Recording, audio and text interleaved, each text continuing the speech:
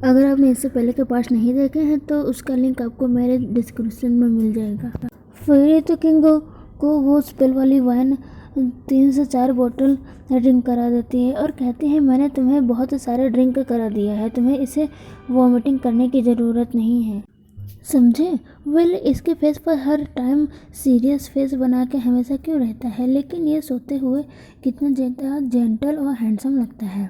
तुम सो जाओ अच्छे से, मैं तुम्हें कल सुबह देखने आऊँगी। और फेरी बर्ड बन के उड़ जाती है वहाँ से। वाइन की वजह से किंग फिनसाओ की सारी इलनेस तो ठीक हो जाती है, लेकिन वो एक लिटिल बॉय बन जाते हैं। नेक्स्ट डे किंग फिनसाओ उठते हैं तो खुद को देख के सोचते हैं क्या हुआ, मैं छोटा हो गया क्या, पर मेरी बॉडी तो ठीक है, रुको मेरे हाथ इतने स्मॉल क्यों हैं। किंग फिनसाओ बेड से उतर के अपने आप को आईने में देख के चिल्लाने लगते हैं। तभी किंग फिनसाओ के पास फेरी मेडिसिन लेके आती है किंग फिनसाओ के घाव पर लगाने के लिए।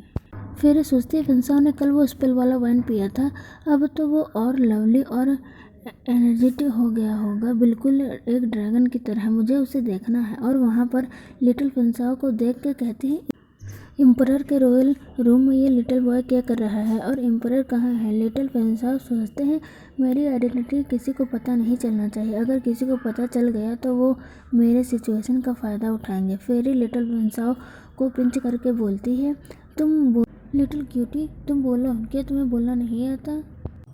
पास से देखने पर तो तुम थोड़ा बहुत फिनसाओ की तरह लगते हो, क्या तुम फिनसाओ के इलिजिमेट सन हो। लिटिल फिनसाओ कहते हैं नॉनसेंस, अपना हाथ मेरे चिक से हटाओ। फेरी कहती है अच्छा तुम्हें बोलना आता है, लेकिन तुमने क्या बोला अभी। लिटिल फिनसाओ कहते हैं मुझे अभी बहुत भूख लगी है, मैं किंग का इलिजिमेट चाइल्ड नहीं हूँ। और सोचता है वो तो मुझे बस पहचानने ही वाली थी। फेरी कहती है ये सच है, जल्दी करो और चलो यहाँ से। क्यूटी तुम यहाँ किंग के रॉयल रूम में नहीं रह सकते, अगर तुम्हें किसी ने देख लिया तो वो तुम्हें पकड़ लेंगे।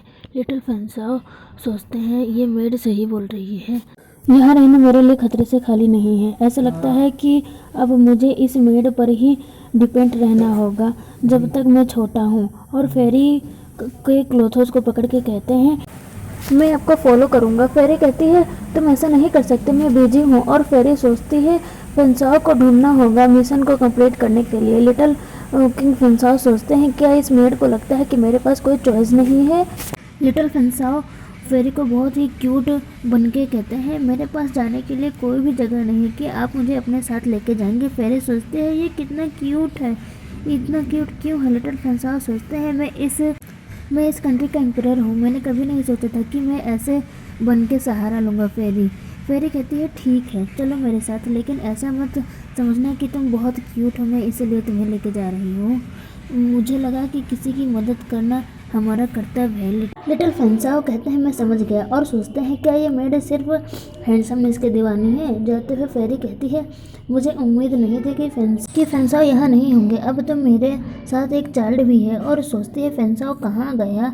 तभी वहाँ पर कॉन्सर्ट बैंक आके कहती है तुम यहाँ हो, मैंने तुम्हें ढूंढ लिया। फेरी कहती है आप मुझे क्यों ढूंढ रही थी। कॉन्सर्ट बैंक हंसते हुए कहती है तुम विश्वासघाती, तुमने मेरी इंसल्ट की थी किंग के पैलेस में, एक मेड की इतनी हिम्मत कि मेरी बेइज्जती करोगी, अब मैं तुम्हें लेसन सिखाऊंगी। फेरी कहती है तो क्यों तुमने 2 दिन तक मुझे ही ढूंढने में बिता दिया, सिर्फ मुझे ढूंढने में, तुम सच में स्टूपिड हो। कॉन्सर्ट बैंक कहती है सेट अप, तुम्हारी हिम्मत कैसे हुई मुझे इस तरह सॉल्ट करने की। और किंग को देख के सोचती है ये चाइल्ड, और किंग से कहते हैं तुम्हारी हिम्मत कैसे हुई एम्परर की तरह कपड़े पहनने की, तुम बहुत डेयरिंग हो जो इस मेड के साथ लोंगयांग पैलेस एम्परर के पैलेस में आ गए, क्या तुम बिल्कुल भी एम्परर का सम्मान नहीं करते।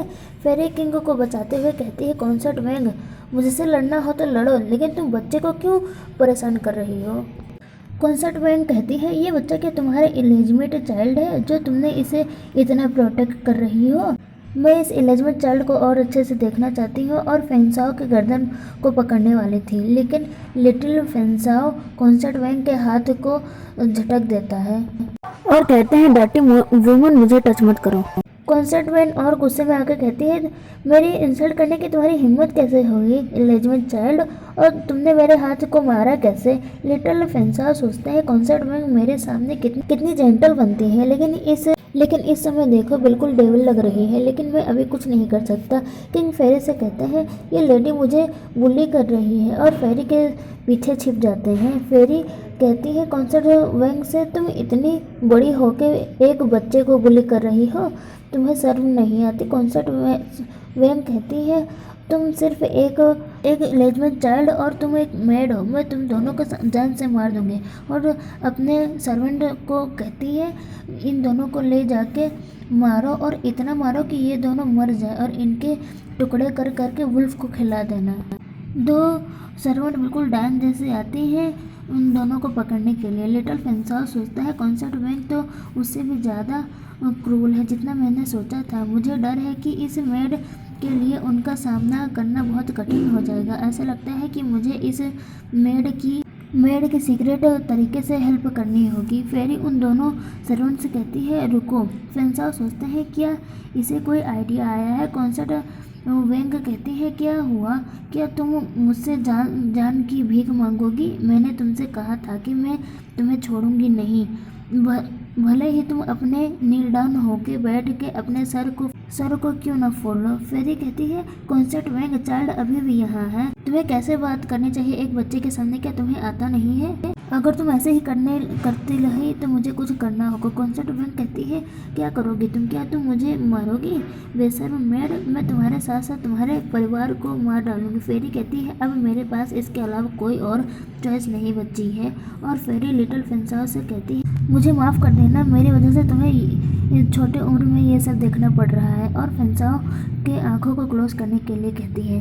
किंग फेंसाओ ने तो सिर्फ नाम का अपने आंखों को क्लोज किया हुआ था, वो तो सब देख रहे थे। और फेंसाओ सोचते हैं, ये मेड भला क्या करने वाली है। अब क्या फेरी का राज सबके सामने आ जाएगा, ये तो अगले पार्ट में ही पता चलेगा।